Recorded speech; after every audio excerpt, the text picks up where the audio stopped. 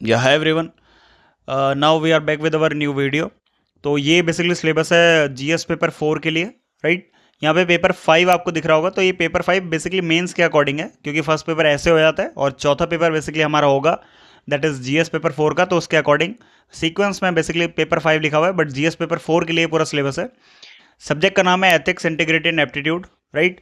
अब देखिए, इस सब्जेक्ट को पढ़ने से ज़्यादा आपको feel, I would say emotion आपके अंदर ये सारी चीज़ें अगर हैं, या फिर आपके पास रेशनल है इस चीज़ को करने का, रीजनिंग आपको पता है, लॉजिक है थोड़ा बहुत, तो एनालिटिकल पॉइंट ऑफ व्यू अगर आपके पास है, सॉल्यूशंस अगर आपके पास है, तो आप इजीली इन सारी केस स्टडीज़ को फुलफिल कर सकते हैं, या फिर आई वुड से कि अच्छे से अटेंड कर सकते हैं। तो रिक्वायरमेंट क्या है इसकी चैप्टर की? तो देखिए, मैंने इसके लिए कोई सेपरेट पीपीटी या पीडीएफ बनाई नहीं, क्योंकि बहुत छोटा सा इसका सिलेबस है। तो ये यूपीएससी का ही नोटिफिकेशन है, उसी में सिलेबस मेंशन है, तो डायरेक्टली मैं इसको यहीं से आपका कवर करवा देता हूँ। और मोर ओवर आप इसको देखिए, प्रीलिम्स में तो इसके क्वेश्चन नहीं आते हैं, राइट। प्रीलिम्स के लिए तो ये बिल्कुल ही हमारे लिए कोई यूजफुलनेस इसकी है नहीं। जो हमारे लिए यूजफुलनेस है दैट इज़ फॉर मेंस, और मेंस में अलग से ये अगर एक सब्जेक्ट है, अगर अलग से एक टॉपिक है, तो ऑब्वियसली अटरली हमारे लिए इंपॉर्टेंट हो जाता है, राइट। तो क्या उसके पीवाई क्यू आपको देखना है ना, उससे आप आइडिया लगा सकते हैं कि किस तरीके के क्वेश्चन इसमें से बनते हैं, राइट। तो देखते हैं जरा थोड़ा बहुत जो भी सिलेबस हमारे पास मेंशन्ड है। तो आपको जो पढ़ना है, एथिक्स पढ़ना है and human interface, which means that कि बेसिकली एथिक्स के क्या कॉन्सिक्वेंसेज हैं ह्यूमन एक्शन को रिलेटेड, है ना। जैसे मैं अगर कोई काम कर रहा हूँ, क्या उसमें एथिकल चीज़, अगर मैं इनएथिकल चीज़ें करता हूँ, तो मेरे एक्शन में वो इनएथिकल चीज़ें दिख रही हैं, तो ह्यूमन एक्शन में किस तरीके से एथिक्स को हम लोग इंक्लूड कर सकते हैं, राइट। डायमेंशन क्या क्या होते हैं एथिक्स के, ये आपको एक बार देखने पड़ेंगे। पब्लिक प्राइवेट रिलेशनशिप एथिक्स में किस तरीके से हमारे लिए इंपॉर्टेंट हो जाती है। ह्यूमन वैल्यूज़ क्या होते हैं, लेसन्स जो हमारे ज़िंदगी में हम लोग सीखते हैं, टीचिंग जो हम लोग लेते हैं, ग्रेट ग्रेट लीडर से हम लोग क्या सीख सकते हैं। गांधी जी हैं, स्वामी विवेकानंद हैं, है ना, ऐसे मल्टीपल लोग हैं, ठीक है ना, उनसे हम लोग क्या सीख सकते हैं। जो रिफॉर्मर है, एडमिनिस्ट्रेटर है हमारे लाइफ में, हमारे कंट्री के अंदर या और भी जगहों से, राइट, उन सब लोगों से हम लोग क्या सीख सकते हैं। तो ये सब चीज़ें इसके अंदर आती हैं। एथिक्स इस तरीके से आप ह्यूमन इंटरफेस या I would say human action में किस तरीके से एथिक्स को इंक्लूड करा जा सकता है, it is more about that. Attitude आपको डेवलप करना पड़ेगा, या एटीट्यूड आपका किस तरीके से, कंटेंट क्या है, स्ट्रक्चर क्या है, फंक्शंस क्या है उसके, है ना। तो ये सब आपको एक बार देखना पड़ेगा, राइट। जो मॉरल एंड पॉलिटिकल एटीट्यूड्स होते हैं वो क्या होता है, social influence and persuasion attitude में किस तरीके से जो है इम्पैक्ट डालता है, तो वो सब आपको एक बार गो थ्रू करना पड़ेगा। Then again, aptitude and foundational values of civil services, ये ऑब्वियसली एग्जाम के लिए हमारे लिए है, तो सिविल सर्विसेज के अंदर आपको ये सारी चीज़ें फुलफिल करनी पड़ेंगी, ये सारी चीज़ें आपको दिखानी पड़ेगी कि हाँ कैसे ये इंपॉर्टेंट होता है सिविल सर्वेंट के लिए, to be an ethical and moral civil servant, right. Then again, आपका इम्पार्शलिटी कितना इंपॉर्टेंट रोल प्ले करती है, non partnership, non partisanship, right, किसी भी पार्टी के बेसिकली आप पार्ट नहीं है। तो ये सारी चीज़ें बेसिकली आपके लिए मतलब आप अनबायस्ड हैं, है ना, न्यूट्रल हैं, अपने एक्शंस को आप न्यूट्रल रखते हैं। तो अगेन ये सारी चीज़ें हमारे लिए इंपॉर्टेंट हो जाती है। केस स्टडी बेस पर, केस टू केस बेस पर ये सारी चीज़ें अलग अलग हो सकती हैं।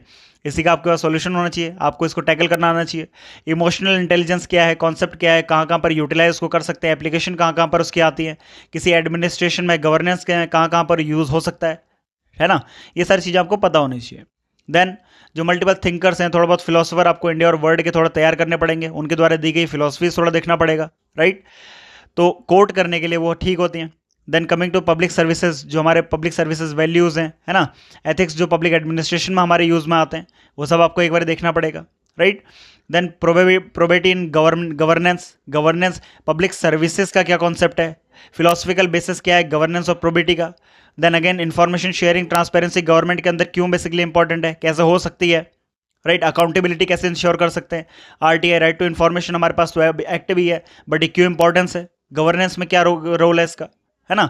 कोड ऑफ एथिक्स क्या होता है, कोड ऑफ कंडक्ट क्या होता है, सिटीजन चार्टर क्या होता है, वर्क कल्चर कैसे हम लोग, क्या होता है, या कैसे उसको और जो है और अच्छा बनाया जा सकता है ना, वर्किंग एनवायरनमेंट को और कैसे इंप्रूव कर सकते हैं, क्वालिटी ऑफ सर्विस डिलीवरी कैसे इंप्रूव हो सकता है ना।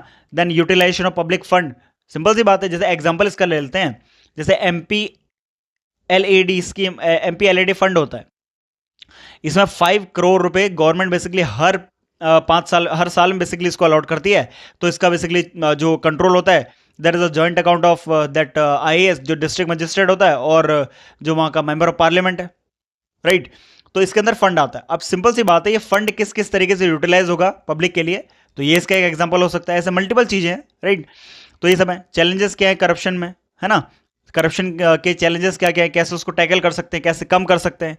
Situational study you have to do, right. तो again case study on the above issues, यहाँ पे साफ साफ यूपीएससी ने लिख दिया है ना। तो केस स्टडी मिलेंगी आपको इनके ऊपर, जो इश्यूज, जो जितनी सारी चीज़ें हमने ऊपर देखी उस पर आपको केस टू केस बेसिस पर सोचना पड़ेगा, अपने पॉइंट ऑफ व्यू बनाना पड़ेगा। So this was all about ethics GS paper 4, है ना। इसके अलावा ज़्यादा कुछ इसमें है नहीं। तो आई होप इसमें आपको समझने वाली तो ऐसे कुछ बात है नहीं, बट आई वुड से कि पीवाईक्यू आप एक बार देखिए, पीवाईक्यू से आपको बेटर क्लियरिटी होगी कि एक्चुअली पूछता क्या है वो, राइट। तो और देन उसके बाद अगेन ये सिलेबस तो आपको रेफर करना ही है ना। तो मैं बेसिकली इसके डिस्क्रिप्शन बॉक्स में लिंक दे दूंगा अपने टेलीग्राम चैनल का, वहाँ से आप इसको डाउनलोड कर सकते हैं and just keep doing your studies. And मिलते हैं आपसे नेक्स्ट वीडियो में। प्रोबेबली मैं वीडियो बनाऊंगा जो हमारे अब कॉन्सेप्चुअल टॉपिक्स हैं। तो इस चैनल को बेसिकली सब्सक्राइब कर लीजिए फॉर दोज पर्पजेज़। अगर आपको बहुत सारी चीज़ें सीखने को मिलती हैं इस चैनल से, तो मिलते हैं आपसे नेक्स्ट वीडियो में।